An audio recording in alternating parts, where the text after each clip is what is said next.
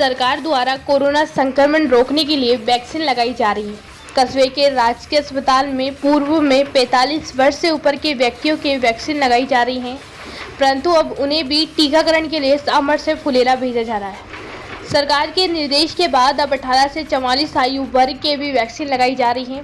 पूर्व में वैक्सीन लगवाने के लिए किसी शेड्यूल की आवश्यकता नहीं थी, परंतु 18 वर्ष से अधिक आयु वर्ग के वैक्सीन लगवाने के निर्देशों के बाद अब वैक्सीन लगवाने के लिए ऑनलाइन समय लेना होता है और निश्चित वैक्सीन की डोज ही प्रतिदिन लगाई जा रही है। वहीं संबंधित अधिकारियों द्वारा वैक्सीन लगवाने के लिए शेड्यूल लेने का कोई भी निश्चित समय निर्धारित नहीं कर रखा, जिससे आमजन को शेड्यूल लेने में काफ़ी परेशानियों का सामना करना पड़ रहा है। शेड्यूल लेने के लिए निश्चित समय नहीं होने से क्षेत्र के युवा किसी समय कोरोना वैक्सीन लगवाने के लिए शेड्यूल ले, इसका उन्हें कुछ पता नहीं चल रहा।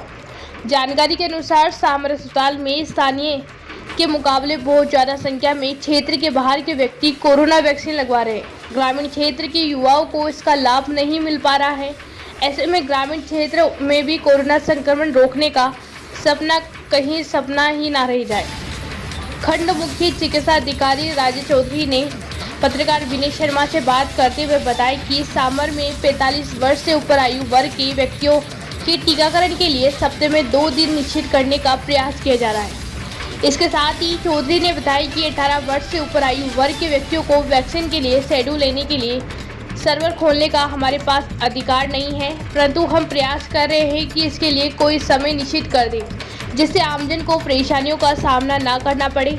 स्थानीय विधायक निर्मल कुमावत ने पत्रकार विनय शर्मा से बात करते हुए बताया कि सरकार द्वारा वाहवाही लूटने के लिए 18 वर्ष से ऊपर आयु के व्यक्तियों के टीकाकरण की पूरी तैयारी करे बिना ही टीकाकरण चालू कर दिया गया है। टीकाकरण के लिए शेड्यूल लेने का निश्चित समय होना चाहिए। अभी 90% टीकाकरण बाहर के व्यक्तियों के हो रहे हैं, जबकि क्षेत्र की जनता का पहला हक बनता है यहाँ पर टीकाकरण करवाने का। साथ ही कुमावत ने बताया कि इस संदर्भ में उनके द्वारा चिकित्सा मंत्री रघु शर्मा से बात करने का प्रयास भी किया गया था, परंतु उनसे बात नहीं हो पाई। अब उन्हें लिखित में इस समस्या के बारे में शिकायत की जाएगी। वैक्सीनेशन लग रहा है सांबर अस्पताल में, तो इसमें सर रजिस्ट्रेशन का कोई टाइम फिक्स नहीं है जिसमें शेड्यूल लिया जाता है। कभी भी ये शेड्यूल लेने का खोल दिया जाता है सर्वर, जिससे आम जनता को परेशानी हो रही है। इस बारे में आप क्या करना चाहते हैं? सर, अभी राज्य सरकार ने 18+ का जो टीकाकरण शुरू किया है, उसमें अभी तक शुरुआती सप्ताह में सिर्फ जयपुर में टीकाकरण हो रहा था, वो भी चंद 5 से 7 वैक्सीन साइट थे। फिर हमने सर से वहाँ रिक्वेस्ट करी, वो सर एक साइट हमको दीजिए ग्रामीण क्षेत्र में, तो उन्होंने फिर सामर के लिए स्वीकृत किया है। अब क्या इसमें पूरा अपना अधिकार नहीं है, इसमें आप कोई भी ऑनलाइन रजिस्ट्रेशन कर सकता है, उसके बाद में उसको स्टोर में खुद को शूट करना पड़ता है। इसका रजिस्ट्रेशन का साइट कोविन एप्लीकेशन पे है। इसमें जो लाभार्थी होता है वो खुद ही रजिस्ट्रेशन खुद करता है, खुद ही टाइम स्लॉट बुक करता है। तो इसमें हमारा इसमें कोई रोल नहीं है। जो ऑनलाइन प्रक्रिया है, जो अपने जैसे अपन कोविन एप्लीकेशन से करें या अपना जो दूसरा एप्लीकेशन है इसकी, उससे करें, लेकिन उसको खुद को स्लॉट बुक करना होता है। अब वो आदमी चाहे कहीं का भी हो, जयपुर का हो, जोधपुर का हो, सीकर का हो, अपने आसपास कोई सी क्षेत्र का हो, कहीं से भी स्लॉट बुक कर सकता है और अपना आगे यहाँ पे टीकाकरण करा सकता है। सर, एक इसके साथ जानकारी मिली है कि 45 वर्ष से ऊपर वालों के यहाँ पे टीका लगाना बंद कर दिया गया है। नहीं, बंद नहीं किया है, क्योंकि एक ही टीकाकरण केंद्र पे एक ही ग्रुप के एज ग्रुप को लगा सकते हैं। अभी अपने 5 किलोमीटर दूर अपने फुलरा में चल रहा है, और हम चाहेंगे कि 2 दिन, सप्ताह में 2 दिन, शनिवार इतवार को हम 45+ वालों को यहाँ टीकाकरण करेंगे, ताकि लोग परेशान नहीं हो। Okay sir.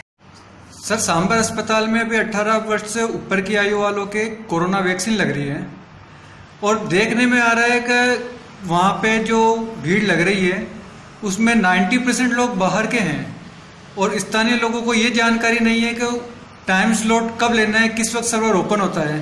तो आम जनता के सामने काफ़ी भारी परेशानी है। इसके बारे में आप क्या कहना चाहते हैं? देखिए, राजस्थान सरकार ने बहुत जल्दी जो युवा वर्ग है उससे वाहवाही लूटने के लिए तुरंत इन्होंने घोषणा कर दी मुफ्त वैक्सीन की। ना इनके पास वैक्सीन है, ना उसका फंड है। यहाँ तक कि विधायकों से हमको अनुरोध किया इन्होंने कि भाई 3-3 करोड़ रुपए दे। हमने तुरंत सहमति दे दी, क्योंकि मेडिकल का मामला है, इसमें कोई राजनीति नहीं होनी चाहिए। मगर दुर्भाग्य की बात है कि बिना विभाग ने तैयारी करे, केवल सिंबॉलिक मैसेज देने के लिए कि हमने टीकाकरण चालू कर दिया, ना किसी जनप्रतिनिधियों से साथ उसकी वार्ता करी, ना यहाँ के स्थानीय प्रशासन को इसको ढंग से विश्वास में लिया, और सांबर मात्र में एक सेंटर चालू करके मुश्किल से 250-300 वैक्सीन पर डे की लगाना, ये बड़ा ही मैं समझता हूँ कि मजाक बनाने वाला काम है।